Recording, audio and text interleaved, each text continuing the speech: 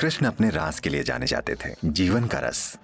शिव ने, जो हिमालय क्षेत्र में रहते थे, जब ये सुना तो शिव ने नाविक की पत्नी के कपड़े उधार लिए और रास देखने गए। ये स्त्री गुण की सबसे बड़ी तारीफ है।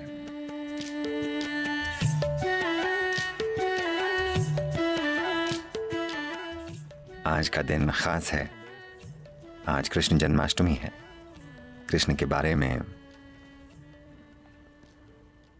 दुनिया में कई गलतफहमियां हैं, पर हमें यह समझना होगा कि उन्होंने 6 साल की उम्र तक ही मक्खन चुराया था, या शायद 8 साल की उम्र तक ही। 16 की उम्र में जब उनके गुरु संदीपनी ने उन्हें याद दिलाया कि उनके जीवन का उद्देश्य क्या है, तो वो तुरंत वृंदावन से चले गए और कभी वापस नहीं आए। वो कभी भी अपने रिश्तेदारों या वहां की लड़कियों या लड़कों से मिलने उस इलाके में कभी नहीं गए। सब वहीं खत्म हो गया। 16 की उम्र में वो चले गए।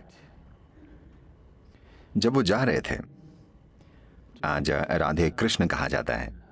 कृष्ण से पहले राधे आती हैं, क्योंकि उनका प्रेम, उनकी अंतरंगता और उनका रोमांस पूरे भारत की संस्कृति में, पूरे उपमहाद्वीप की संस्कृति में कुछ इस तरह समा गए कि हम कृष्ण राधे नहीं कहते, हम कहते हैं राधे कृष्ण।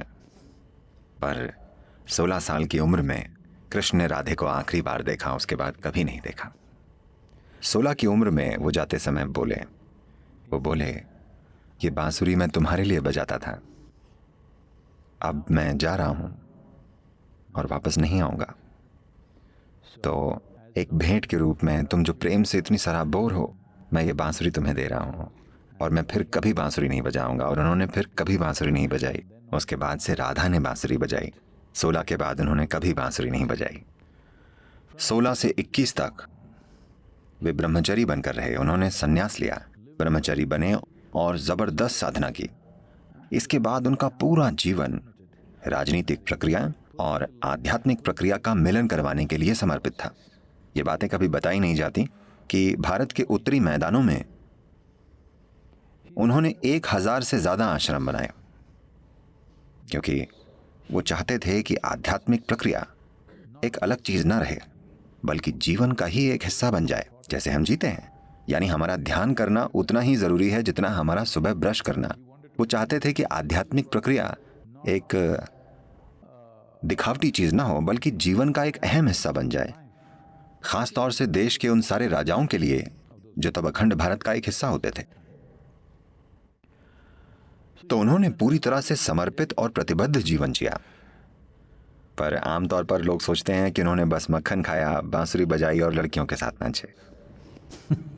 नहीं, उनका जीवन ऐसा नहीं था। पर यह भी एक जरूरी पहलू था। एक बड़ी सुंदर कहानी है। आज कृष्ण जन्माष्टमी है, तो मुझे यह कहानी सुनानी चाहिए। कृष्ण अपने रास के लिए जाने जाते थे। The word ras literally means juice. रास शब्द का मतलब है रस। ज्यादातर लोगों के जीवन में सबसे बड़ी समस्या यह है कि उनमें रस नहीं है, बल्कि हार्मोन है। उनमें जीवन का रस नहीं है, यानी जीवन ही नहीं है, जीवन की तीव्रता नहीं है। तो रास यानी जीवन का रस, शरीर का नहीं बल्कि जीवन का। क्योंकि शरीर के रस कम ज्यादा होते रहते हैं, वो समय समय पर बदलते रहते हैं, पर वो बात कर रहे हैं जीवन के रस की। तो पूर्णिमा की रात के नृत्य को रास कहते थे, क्योंकि वो जीवन के रस से भरा हुआ होता था। This is not a hormonal party in the night. वो रात की हार्मोनल पार्टी नहीं होती थी, न तो वो शराबियों की पार्टी थी, वो कामुक लोगों की पार्टी नहीं थी। ये उनकी पार्टी होती थी जो जीवन के आनंद से भरपूर थे। तो उसे रास कहा जाता था। ये रास मशहूर हो गया। जिन्होंने उनमें हिस्सा लिया या देखा, उनकी वजह से रास की बातें फैलने लगी। शिव ने, जो हिमालय क्षेत्र में रहते थे, इसके बारे में सुना कि यमुना के तटों पर कुछ अद्भुत हो रहा है। तो वो देखना चाहते थे, क्योंकि वो रास करने वालों में से नहीं है, वो तांडव करते हैं। आंखें बंद हों तो उन्हें आसपास का कुछ पता ही नहीं होता। वो नाचते हैं तो उनके आसपास कोई नहीं होता, ना आदमी ना औरत। वो वहां हो ही नहीं सकते, वो ऐसा नाचते हैं। तो जब उन्होंने इस नए नृत्य के बारे में सुना जहां रस बह रहा है, तो वो देखना चाहते थे। वो यमुना के तट पर पहुंचे और वो नदी पार करना चाहते थे। एक नाविक ने, जो वहीं मौजूद था, उसने देखा, क्योंकि शिव एक पुरुष हैं। शायद नहीं, शिव ही धरती के सबसे फिट देव हैं। हाँ? योग विद्या में, योग संस्कृति में कहते हैं कि वो 9 फीट लंबे थे। इसकी वजह यह है कि जब वे नीचे दक्षिण की ओर आए, दक्षिण भारत में, तो कहते हैं कि वो एक औसत औरत से 2 गुने लंबे थे। तो आमतौर पर उस समय दक्षिण भारत में औरतों का कद 4.5 से 5 फुट के बीच था। तो ये माना जाता है कि वो 8.5 से 9 फुट के बीच थे। तो वे एक पुरुष हैं, पूरे पुरुष, परम पुरुष।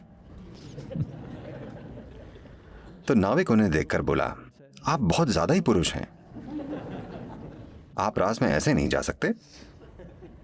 वहां बस एक ही पुरुष है, सिर्फ एक। वहां कृष्ण ही पुरुष हैं। इस तरह का आदमी वहां नहीं जा सकता।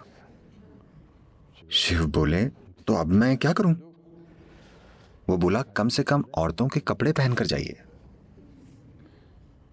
वो बोले, क्या मैं औरतों के कपड़े पहनकर जाऊं? वो बोला, वरना आप रास में नहीं जा सकते। तब वो बोले, अब मुझे औरतों के कपड़े कहां मिलेंगे?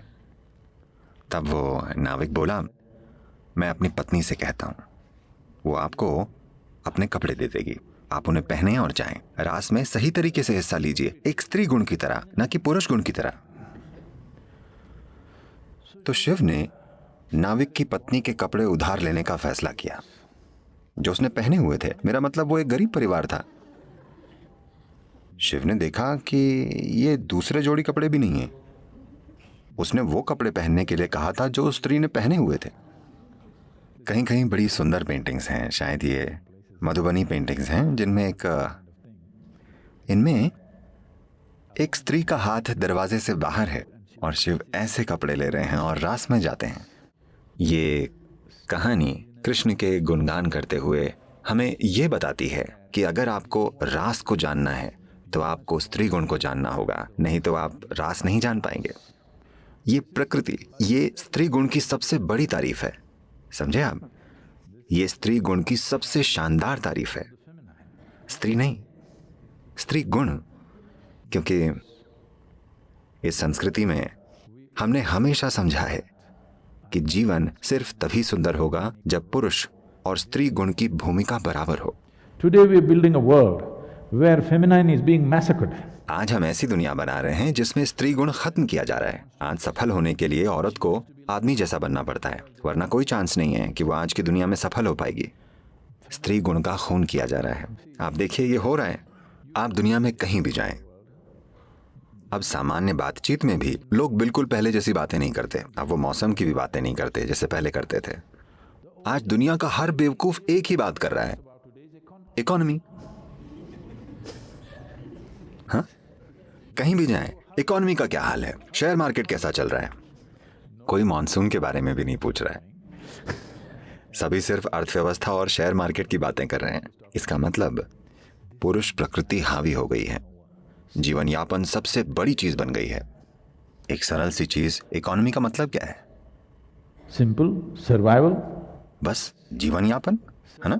जीवन यापन के पेचीदा तरीके, हाँ, है ना?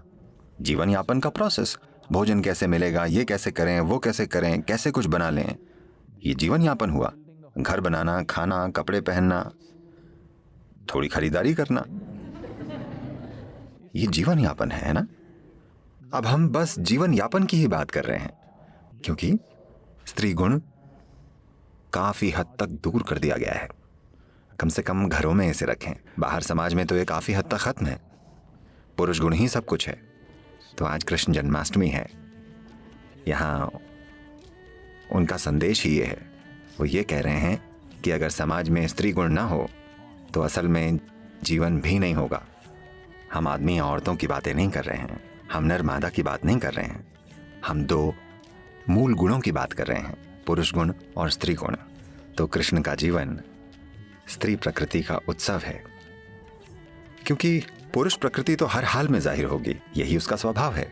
पर स्त्री प्रकृति को पोषित करना होगा, वरना वो खत्म हो जाएगी। चट्टानें वैसे भी होंगी, पर फूल नहीं होंगे। हमें उन्हें पोषित करना होगा, है ना? हाँ, धरती पर चट्टानें वैसे भी होंगी, मौसम कैसा भी हो, तापमान कुछ भी हो, चट्टानें हमेशा होंगी। फूलों को देखभाल चाहिए, देखभाल नहीं होगी तो कोई फूल नहीं बचेगा।